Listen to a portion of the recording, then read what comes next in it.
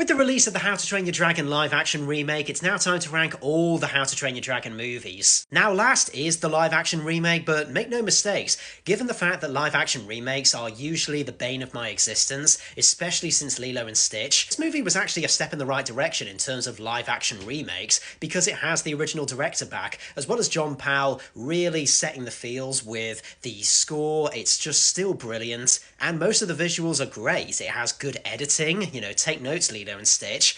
The environments do lend themselves to live action. The Viking world looks great.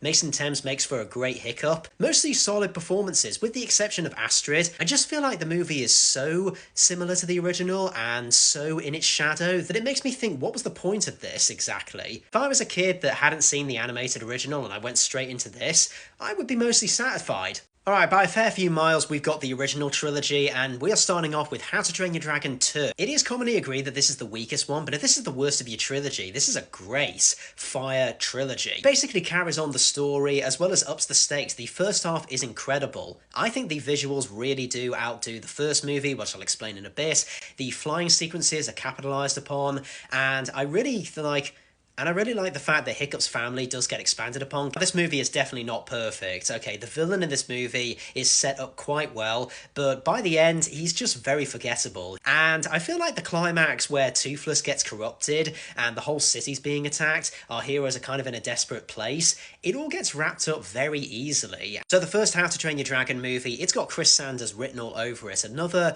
great, unlikely bond between two social outcasts. I love the relationship between Hiccup and Toothless. I love Stoic in the movie, I love Gerard Butler. I've grown to love Red Furnace as a villain. He could have just easily been a monster that was needed for the climax, but it really illustrates that even though the argument is against dragon prejudice, it still shows that dragons can still be bad. And that's another thing about this movie. It really does flip a who's the bad guy, societal prejudice storyline on its head, so you're not stuck with one side and you're against the other. Now, it does still feel like a script that is following cliches and formulas, and surprisingly the animation is kind of lacking. Like, there's too much green and brown in my opinion. But to me, the top of the barrel is The Hidden World, the finisher of the original trilogy. I just feel like it's the return of the king of animated movies. You really get to see how far Hiccup's come, as well as Toothless, as well as Astrid. Love the fact that Toothless gets a girlfriend. I feel like the stakes are really high. It's got the best villain of the entire trilogy, a villain that actually has